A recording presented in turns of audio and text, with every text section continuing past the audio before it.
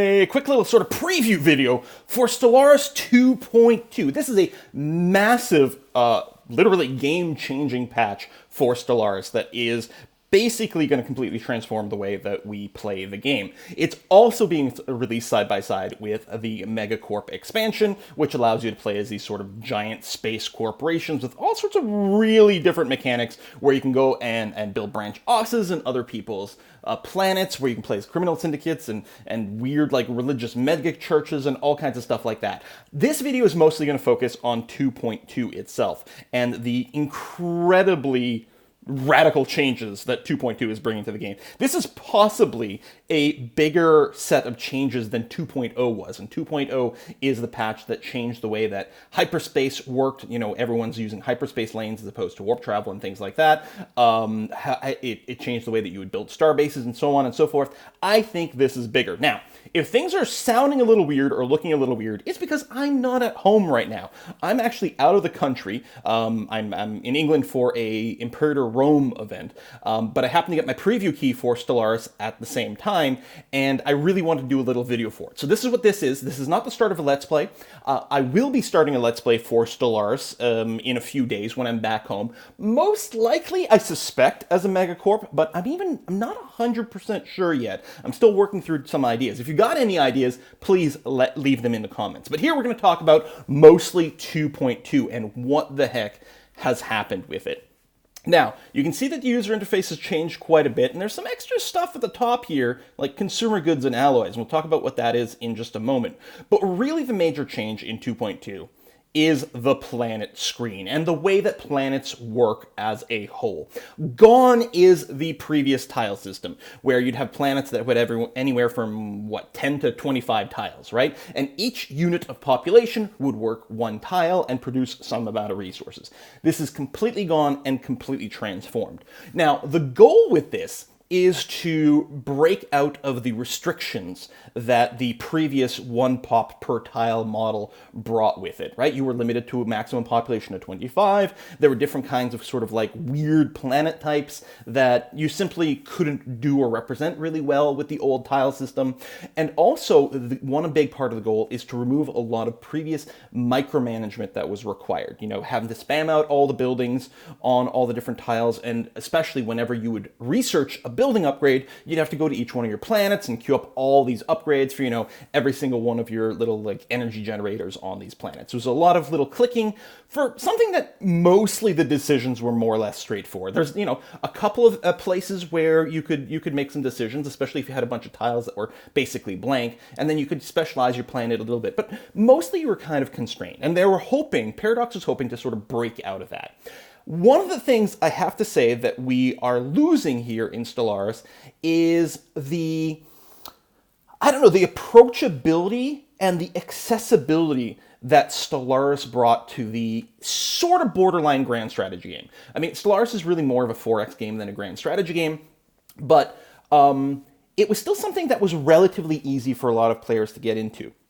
And I don't know, actually, if this new system is actually harder to get into than the previous one, but it looks a lot more terrifying. There's so much stuff going around on this colony screen here that it can be very, very, very intimidating. And so maybe there'll be fewer newer players coming in. I don't know. That being said, I think this is actually a big step forward to improving the game on multiple different levels, both in terms of reducing some uninteresting micromanagement, opening up more options for players to try different cool things with their colonies, as well as enabling lots more content for the future, both from modders and maybe expansions. So I'm sitting here in my hotel room, trying to make a little video here for you guys about this. I actually got about halfway through the video already once, and then I got a knock on the door because it was housekeeping. And I was like, no, I'm busy. I'm playing Stellaris. Go away. So let's talk about this planet. This is my capital planet here in my little empire, my little Roman-themed empire that I'm working on. And there's a lot of stuff going on the screen. So there's an area called districts. There's, over here, we've got area information about some of the sort of planetary features on the planet, which replaces some of the things that you were getting from the old tile system. Down here, we've got a count of districts, as well as maximum count of districts. We've got our current population. We've also got the available number of jobs. Clearly, I'm going to have to build some more buildings soon, because as soon as our population grows anymore, I'm going to have some unemployed pops, which is not a good thing because they tend to get a little bit cranky about that. Maybe decide to turn to crime. Notice that I'm at 32 population here. It's very early in the game. 32 population, which is more population than is possible to get at the max in the old system. In fact, you're going to have planets that go quite a bit higher than this as well. Every 5 units of population you have unlocks a new building slot over here, and you can see that the final building slot unlocks at 75 pop. That as far as I know, there's not even a cap to the population there. Although in practice there's a cap because of housing limits and things, and people will just start to feel overcrowded and then will immigrate away or just grow less often, or maybe even your population will shrink. So there'll be some sort of like balance point, like a soft cap on your various planets depending on how big they are and how they've been built. But you're going to have much, much higher numbers than before, which is really, really exciting to consider. We've got new things here like amenities. We've got housing over here. We've got your count of unemployed population there. Over here, we've got our stability level and our crime level. Stability more or less replaces, to a certain extent, the happiness of your colony. It's a little fuzzy because pops still have happiness and your factions still have approval numbers. And so there's actually like more numbers going on, but at the same time, it's been... I don't know, all the numbers in basically any computer game is an abstraction, but I think it's been broken down a bit more here and de-abstracted a little bit. So there's more sort of levers to pull to keep your empire running and deal with a variety of different issues. And crime in particular is going to be quite important if you're playing a criminal syndicate Megacorp, if you do have the Megacorp expansion, which I think is going to be really, really fun. All right, so how does this work? Every unit of population you have can work one of your jobs. Buildings and districts can provide job slots. Districts provide both job slots as well as housing. Now, the city district itself provides lots and lots and lots of housing, very few jobs. And then we've got the generator, mining, and agriculture district, the farming district. Where'd my tooltip go? Come on, oh, my poor little laptop here is having such a hard time running this game and recording. I have no idea what this video is going to look like or sound like on my wimpy little microphone, but we'll see what we can do. These 3 districts, the money, the mineral, and the food districts, generate some housing and some jobs. And then the buildings here generate no housing, but does generate jobs, in particular different jobs that you can get from your base. So your 4 base districts here will be more or less, well, these will always be available with the exception of, oh my God, my phone is ringing now. Oh, that's my alarm to let me know that I'm not going to be late for the next event. I'm really sorry this is a sort of a wonky video, but I'm really trying to squeeze it in between stuff. There are exceptions if you're playing the various, say, Gestalt empires, like what is it? Like the Hive Mind or Robotic Empire. These will change up. There'll be some variations there, but the point is that these 4 will mostly just be available, and you can stack multiples. You can see I've actually got 3 generator districts. I've built a couple of mining districts, a couple of agriculture districts. Actually, I think these started there. Also, you can see that some of these squares are grayed out, and that's as a result of these blockers. So I have 2 industrial wastelands and 1 sprawling slum, and these are blocking some of my ability to fully use up all these districts over here. So at some point, I'm going to want to clear those out. And then you've got buildings, and the number of slots you have is based on your population, so you can unlock 1 building slot for every 5 population. And these tend to unlock more specialized jobs. So for example, the Alloy Foundry gives you 2 metallurgist jobs. You can see the upkeep's quite expensive at 4 energy credits per month. That's very expensive for a building. These metallurgists, though, are very important because metallurgists turn minerals into alloys. So let's say I go over to population tab here, which is nice and new, and you can see my population is stratified in 3 different levels. We've got rulers, specialists, and workers. You can also have slaves. And if I open up the specialists, come on, little laptop. Oh, there you go. I was clicking the wrong place. You see it's like, oh, it scrolls so slow. My poor little baby here. You can see I've got 13 specialists on this planet, but there's many different subjobs here. There's artisans. So artisans convert minerals into consumer goods. And if I mouse over one of these, we can actually see the upkeep. See near the bottom there? The upkeep for this pop is effectively because it's a specialist tier person, this requires a certain amount of food and a certain amount of consumer goods to exist and be happy. The mineral part of the upkeep for this artisan is really for its job. It eats minerals and produces what's it called? Consumer goods for us. Right? Consumer goods, yes. We've got culture workers over here. They consume consumer goods to produce society science as well as unity. We've got enforcers over here, some cops. They actually don't consume anything for us. They produce a little unity and help to counter crime. And then we've got our metallurgists that we were talking about over here. They eat minerals and turn into alloys. Alloys are now the primary resource for most of your space-based stuff. Mostly, well, spaceships and space stations. And by spaceships, I mean military ships. Military ships are built with alloys. Space stations are built with and upgraded using alloys. Your construction ships and science ships, no, I think they also get built with alloys. But construction ships building, your mining stations and resource stations, they use minerals for that. So there's a bit of a mix of different things. And you're going to have to work to balance this economy a little bit. Like how many minerals do you want to convert into alloys versus other things, for example? You can see our researchers over here that are consuming consumer goods and making science. And then if we expand the workers over here, you can see the clerks that are working in my city districts, my farmers, my miners, and my technicians. If we mouse over these, you can see their upkeep's a little lower. So they also need one food because, these are biological pops, so they need one food. But they only need 0.1 consumer good each to stay happy. And I think if you have slaves, I think they only need like 0.75 food and no consumer goods to, well, not necessarily be happy, but just be maintained. Actually, you can see this guy's not very happy at 32%. Wow, I gotta figure out why these people are so miserable over here. Probably as a result of their faction or something. Anyway, so we've got all these different workers that are doing different things. You can go and change the priority a little bit for these jobs if you you would rather, if you've got a bunch of job openings for, say, enforcers. Let's say you had a crime problem, you built an extra police precinct, so you had a lot of extra enforcer jobs available, but you didn't have enough workers to fill all the slots. You might want to deprioritize the artisans and encourage people to go and become enforcers or something of that nature. There's a whole new decision system as well. Some of them are toggles, like both the declare martial law and discourage planetary growth are toggles, and you can cancel them later on.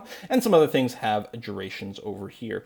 I quite like the encourage planetary growth over here, which is for 10 years, increase your pop growth, just at a cost of food, which isn't too shabby. I think that covers a lot of it. You can see the resource production sort of tallied up over here. You also get this little breakdown here. My screen is so small it's getting clipped. But, lots and lots of information. There's also a really important and new value here, which is trade value. So trade, and this is something I'm very excited about, has gotten, well, I was going to say a revamp. Trade basically didn't exist prior to 2.2/Megacorp.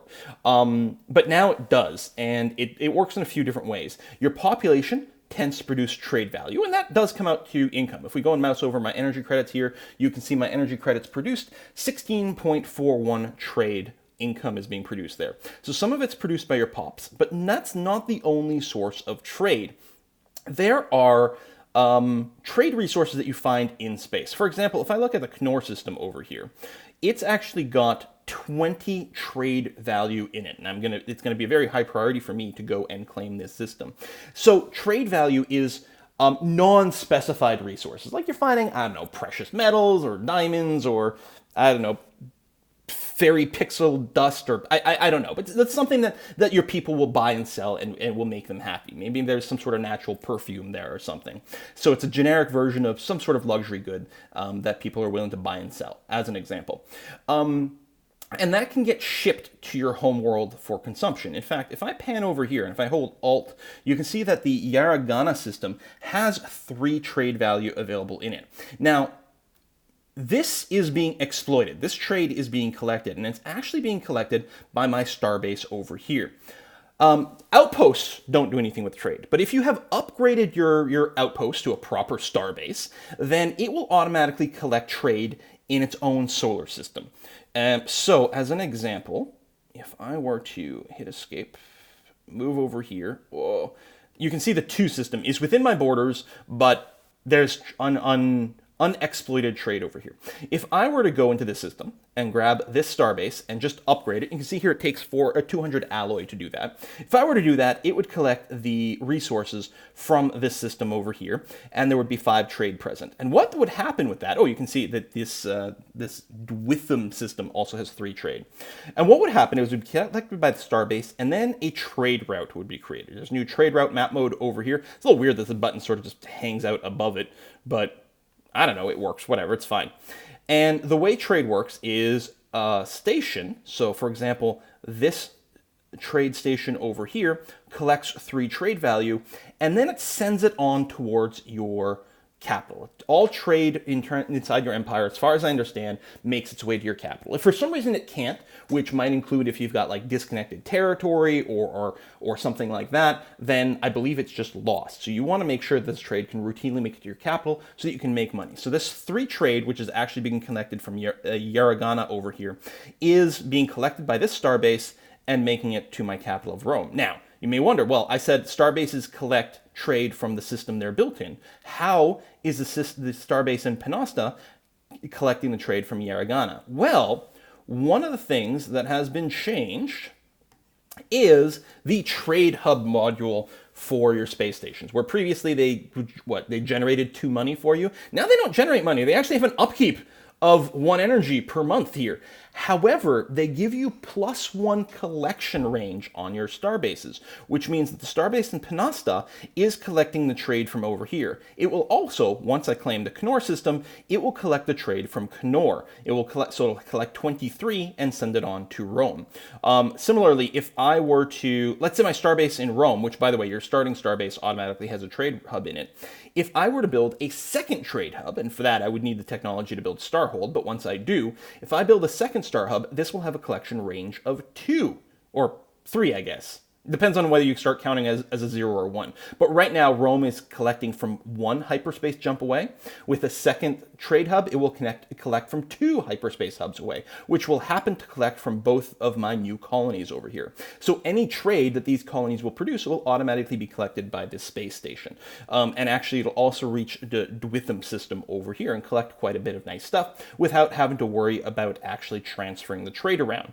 Which I'm not too worried about the trade. If I did just build this station here, I'm not too worried about the trade being truly intercepted or broken on the way to Rome, with the exception of the new pirate system. So no longer do pirates randomly spawn in systems that are sort of adjacent but not colonized, right? Like before 2.2, this system and this system would be hotbeds of pirate spawning activity. There are no pirates there. Here we've got some space amoebas, I think they were, and over here I've got this cultist marauders from this event that's internal, but they're not actually pirates. How do pirates show up in this version of the game? Because they still exist. Well, if we go back to our trade route mode, we can actually see a few different icons showing up on the trade route. And that includes so you can see systems that are being collected from. So these 3 systems all have this little collection icon. Now, there's 0 trade being collected there, but it's letting you know it's in range of a starbase with a trade hub. The Rome starbase can reach over here. And the same thing you can see over here from Penestra. You can see that all of the systems adjacent to it are being collected. If we go down here, you can see there's no little collection icon by Fedima.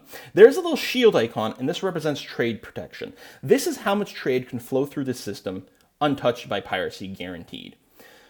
If trade going through a system exceeds that protection value, pirates start to build up. So in Yaragana over here, there's actually 3 trade value flowing through this because that's how much I'm collecting. Same thing in WoW. It's because it's flowing from Penasta to Rome. It has nothing to do with the fact that there are luxury resources in the system. So WoW over here has nothing in it, but there's trade flowing along. And it's a value of 3, and it's being shipped from here. Well, 3 exceeds our base protection of 2. Therefore, pirates are starting to build up. There's currently a maximum piracy of 0.75. So I can lose 0.75 of my trade value to pirates. Currently, they are pirating 0.07, and that is building up. You can see it can grow to its maximum in X number of days. Starbases with weapons, especially apparently starbases with hangar modules, can combat piracy and give you more trade protection. Actually, I think those things give you trade protection rather than combating piracy.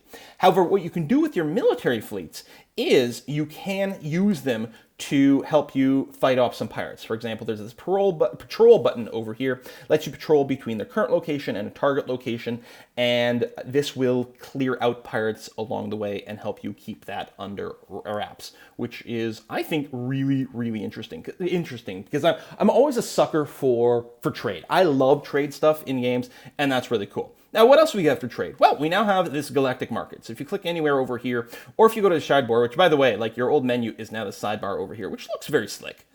I think it's perfectly functional. I don't know, seems good to me. There's this little market option over here. And the market allows you to buy and sell resources for money. Now, at the start, you just have this internal market. And the internal market's not a great deal. Things tend to be really expensive to buy, and you don't get as much money from selling. Once at least one civilization has discovered 50% of the civilizations in the galaxy, is I believe what the value was from the dev diary, a galactic market will appear in that person's territory, which will actually give them a bonus as well. It's like a really cool thing to be the first person to like meet enough people to start the Galactic Market. But more importantly, the Galactic Market will have better prices. However, everyone is going to buy and sell to this Galactic Market, and that can cause prices to fluctuate.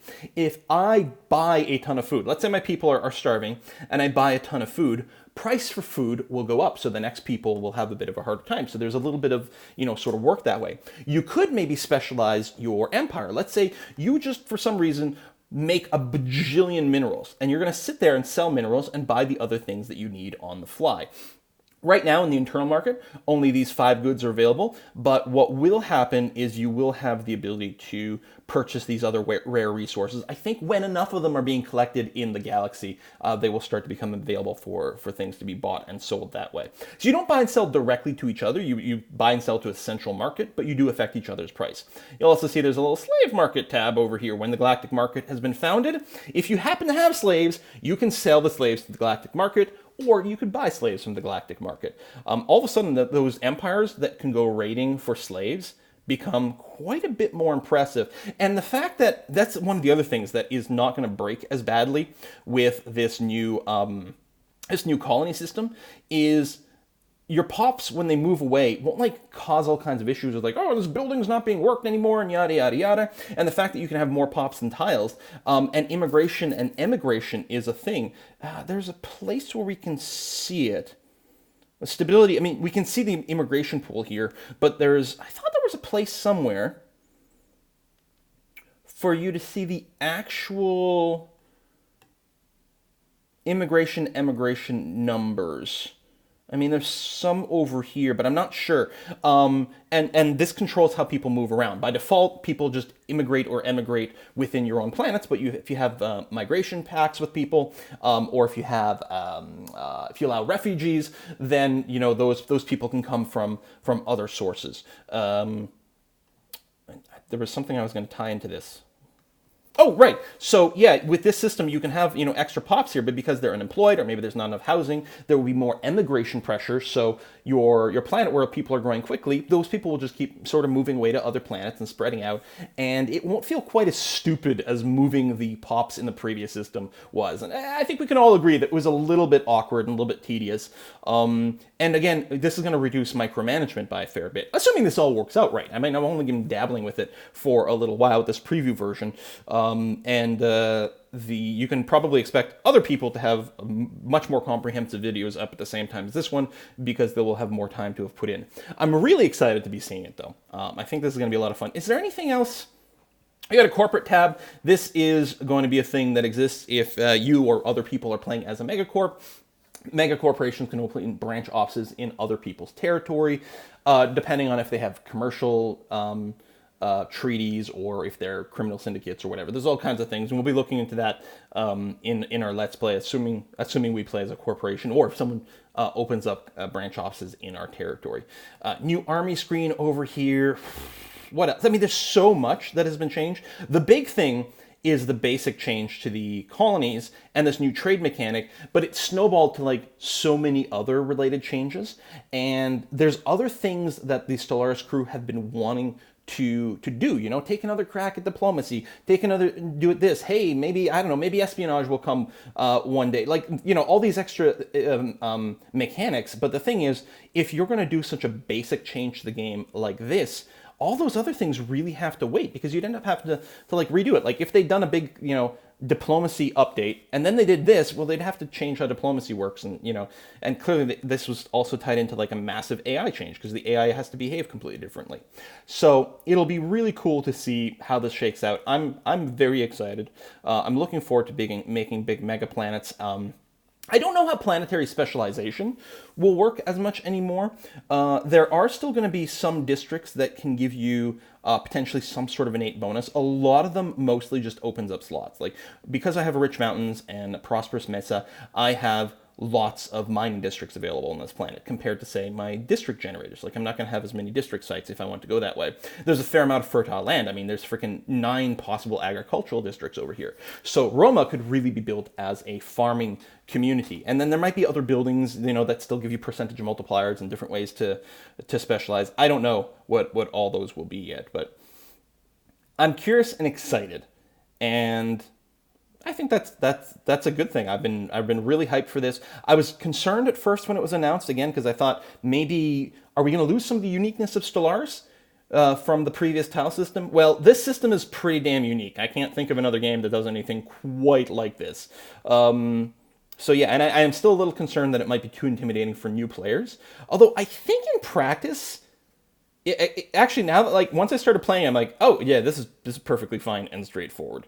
You know, make sure to keep track of the housing and the jobs and do that to start off with. So we'll see how it goes. Thank you very much for watching. Again, I apologize for this rough video from my hotel room here and that I haven't had a ton of time to play. We will be starting a Let's Play in a few days / in a week from now, depending on timing and my schedule. But and do please leave in the comments recommendations for an Empire to play. The thing is, I don't know if it's going to be a Megacorp, although I'm tempted to do something like the Church of the One True Gilbert, which would be a Megacorp that is the mega church with the criminal syndicate element. And I don't necessarily want to theme it as like a criminal sort of endeavor, and more like we would be aggressively, what's the word? Proselytizing?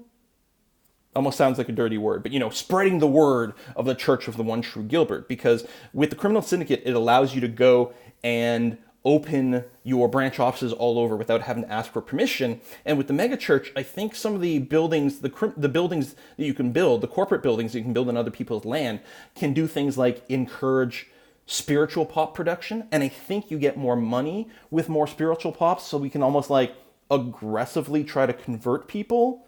That might be kind of interesting, but the way hives, or not hive, like hive minds work is completely different. The way robots work is completely different, both in terms of gestalt consciousness and regular robots. Like on the population screen here, we got growing, but there's also this assembling category. So if I were to unlock robots, I don't remember if it's possible. The technology might still be visible here. No, damn, that's too bad. This is the upgraded Megaforge. Oh yeah, a lot of the buildings that used to be upgrades for like, oh, your improved farms, your next improved farms, etc., etc. Most of the buildings or the technologies that would unlock buildings for your basic 3 techs over here, the things that are really these districts, I believe they mostly just give you like an instant upgrade of, you know, plus 10% or plus 20% production. But some of these specialized ones, like I am researching an actual new version of the Alloy Foundry, which will be an actual upgraded building, but there's going to be a lot less of that. What was I saying? Oh, yeah, robots. So one of the buildings makes jobs that those jobs produce robots. Okay, so you get a couple of workers, and what they do is they give you some amount of worker production, you know, per month. So every X number of months, they produce a worker. And like, that's cool. So you're no longer, because one of the things is mechanical, like robotic empires were really fun, but you want to talk about micromanagement. Oh my God, having to go and manually build all these stupid robots all over the place. Huge pain in the ass. And so now all of a sudden we have a much easier way to make robots just automatically over time. And it's not like you have to worry about filling up your empire the same way. I mean, robots, apparently do have a little bit of a housing requirement because they need like a closet somewhere to go and like recharge or something like that, but they don't need as much space. And so that's kind of cool. And I don't know if, and this is something I'd have to check. I did recently reread all the dev diaries, actually. I think just yesterday I read them all. And I know that there had been some talk with the slave market of, can you sell robotic populations? And I don't know if that is in or not. It's something I would have to test. There's probably, if you check down in the comments, someone probably knows because they probably are able to find the reference confirming whether or not it's got put in or didn't get put in. But I love the idea of like having a business where what we do is we manufacture robots and then sell them to the market so that people can go and buy our robots or something like that.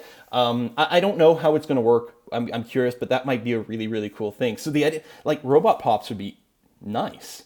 Now, I suppose it doesn't matter what kind of empire we're ultimately running. We can do something with robot pops, you know, if we're like a little bit materialist or something like that. So we'll see. All right, folks, I'm wrapping it up here. Hopefully this video is not total garbage in terms of audio and video and the fact that I'm a little bit like, woo, all over the place because it's a crazy busy day. But I have to go. I'm really looking forward to playing some Stellaris. Thanks for watching. See you next time.